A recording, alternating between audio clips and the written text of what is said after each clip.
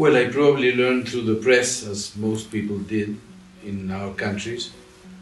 I was shocked. I thought that I knew that it was the fourth time that the military had intervened in Turkish politics during this century. And of course, I remembered our own coup d'etat in Chile, particularly when I learned that the parliament had been bombed and when I learned that people were dying in the streets trying to defend the democratic government. I was really very, very impressed, and I think that I followed the events with a lot of care and a lot of interest. Well, as you know, Chile was subject to a military coup in 1973 in which the presidential palace was bombed by the Chilean Air Force, and the president died heroically inside the palace.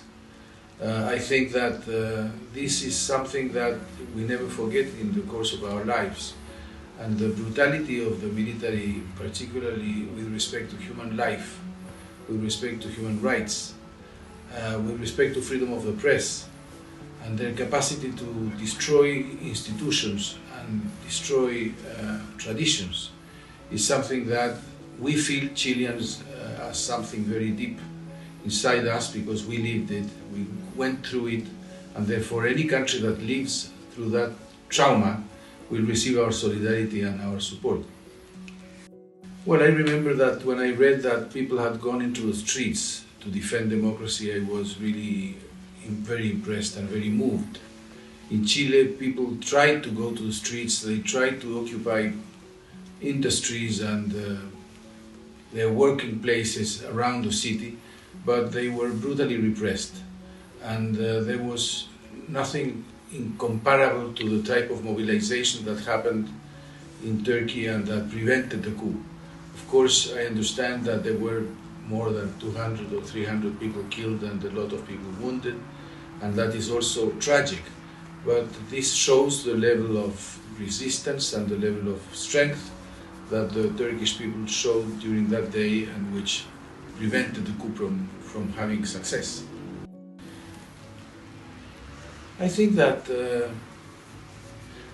what happened in Turkey and what has happened in other countries in which military coups have been attempted and have been foiled by the mobilization of the people is something that ought to be studied and ought to be remembered permanently, because it is a reaction in defense of democracy that is absolutely essential. Therefore, I believe that what happened in Turkey that night is something that will remain in history, of course.